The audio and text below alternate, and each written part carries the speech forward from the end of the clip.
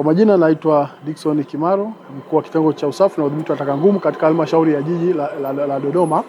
Na kama mnavyoona hapa sasa hivi, halmashauri ya jiji la Dodoma tumeanza utaratibu wa kutenganisha taka katika ngazi ya jamii.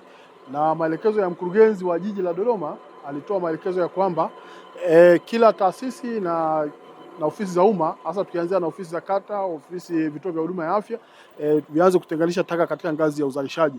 Na hapa tumetengeneza dustbin ambazo zitakuwa ni za mfano, tukitegemea kwamba kila taasisi itatengeneza vitu kama hivi. Ukiangalia hapa tutakuwa na taka za kuoza, tutakuwa na taka rejeleshi kama chupa za plastiki, lakini kwa tutakuwa na taka za vioo. Nitoe wito tu kwa wananchi wote na wafanyabiashara kutengeneza na kuwa na vyombo kama hivi.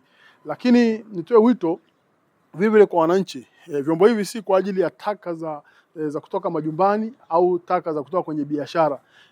Kuna utaratibu maalum wa taka za majumbani. Hizi ni wale wapita njia, una mua wako umekula, unaweka hapa, una chupa ya plastiki unaitupa mahali hapa, una simu yako imeharibika, beti yako imeharibika unaitupa pale. Kwa hiyo si kwa ajili ya taka za majumbani. Taka za majumbani zitaendelea na utaratibu wa kawaida, ambapo zitaondoshwa na vikundi vya usafi vinavyo, vitaondoshwa na makampuni tulio nayo. Kwa hiyo nitoe wito vile vile hata wadau mbalimbali ambao wanafikiria kwamba wanaweza wakasaidia na jiji la Dodoma katika kuliweka safi, basi wajitokeze kutengeneza vyombo kama hivi, lakini waungane na wenzetu wa Jambo kama ambao tumeona mahali hapa, kutupatia t-shirt na uniform kwa ajili ya wenzetu wanaofanya shughuli za usafi katika halmashauri ya jiji la Dodoma.